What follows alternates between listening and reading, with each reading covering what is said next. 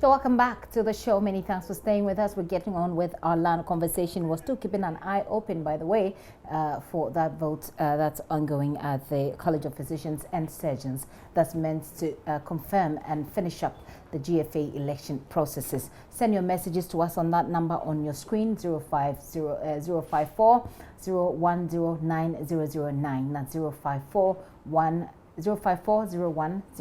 9009. And the question is, anything you have at all about land acquisition, any land issues you have, drop us a message and let's get some responses from our resource persons in the studio. So in the last 2 weeks, we've essentially kept the focus on a land conversation, which is about the land bill, which is before Parliament, where we started off last week.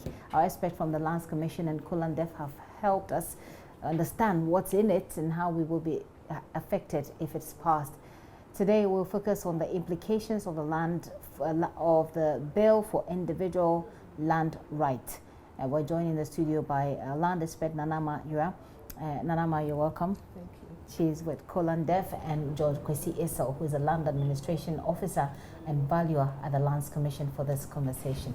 You're welcome as well. Thank you. So, like I said, drop us your message. Do not call the line, just drop us a message and that will be fine. We'll read it. And right now, let's attempt to answer the question, in our topic for today. What are the implications of the bill for individual land rights? Help us break this down. Nanama, let's start from there. Thank you very much, Gifty. So I think what we are focusing on is how this bill will protect the rights we have as individuals. Because over the past few weeks, we've been talking about the challenges that we have in the land sector and how many of us have experienced litigation and various issues regarding our occupation and use of land. So we all had the expectation that if we are going to have a land bill, then the land bill will take note of the contemporary issues we have in the land system today, and make sure that we fashion out a legislation that will address these contemporary issues. Unfortunately, so far, the way it's going, it looks like we are only going to perpetuate the existing situation. Why do you say Why do I say that? Because one of the key provisions in the land bill, which we have promoted and wanted to see to it that it is kept in the bill, is the provision to have customary land secretariats established in all traditional areas. Remember, in our previous discussions, we have said that as far as our land system is concerned, we have the traditional leaders who give us the land. So you go acquire at a traditional area, and then it is the state agency, the Lands Commission, that does the registration.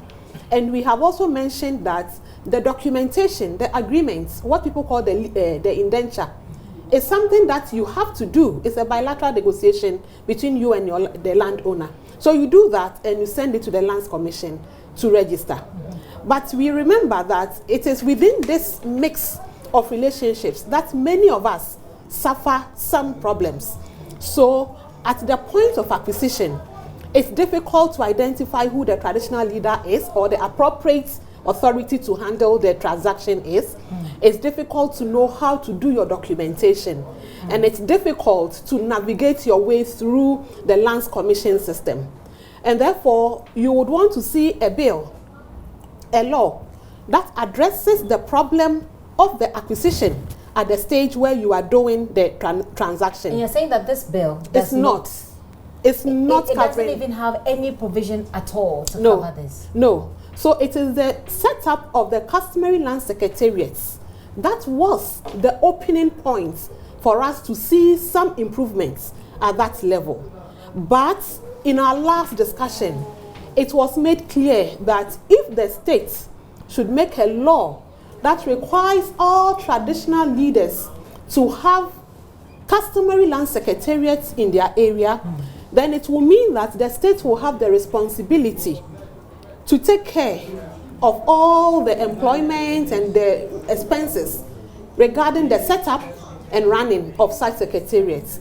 But the state is not able to do that now. Okay. And then the technical expertise required to be able to set it up is also needed. I need to interrupt you briefly, Nanama. I'll come back so that I get your perspective on this one as well.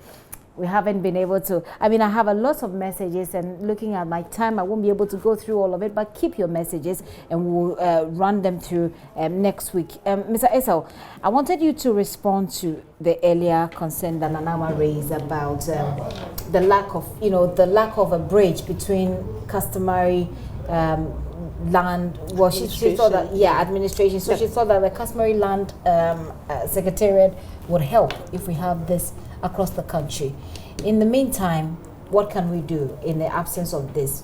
Let me even start from how the Lands Commission can help with this particular. Yeah, it would have been, as said by her, it would have been very perfect if you have all these traditional authorities where individuals can easily go to them, identify them, and deal with them with the acquisition stage before. Will it make your work even easier? It would have made our work very easier, but not that we don't have secretariats at all in this country. We have some few that are well known. An example I can give is the Gbawe Secretariat, which is very strong.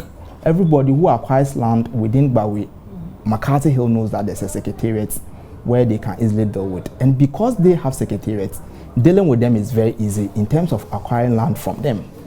So as said by her, it would have been very perfect for individuals to be able to identify such traditional authorities and deal with them one-on-one before coming to Lands Commission for perfection of title. So we don't have that now. What is the Land Commission doing to bridge this gap? What can you even do to now, make it better? As a commission, we know the various authorities we deal with. It is not all that visible to the public because they don't really have the secretariat as we are talking about. But when you tender in a document at Lands Commission and it's coming from a particular traditional owning group, we know that these are the owners, these are the allodia owners we've been dealing with. We know. So we don't just accept any document at Lands Commission. We know whom to accept and whom not to accept. The difficulty is that the public, the fraction of the public are not known of these traditional authorities Lands Commission deal with. So if you are purchasing a property and you are not too sure of the person you are dealing with, you could come to Lands Commission. In terms of family land, you could go to Land Registration Division of the Lands Commission. For stool lands, you have to go to the Public and Vested Land Management Division of the Lands Commission for verification before you can acquire the property.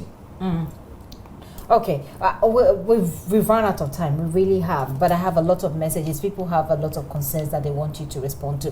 Nanama, I know that you're not satisfied with this response, even before I come to you. But we need to wrap up for today. Next week, I promise. Next week we will make some time and then we'll have this debate. But Nanama actually thinks that the Lands Commission should actually join organizations like hers and push this agenda as we consider this bill, the agenda of having the customary land secretariat across. So perhaps a food for thought for the Lands Commission. But thank you so much for your patience today.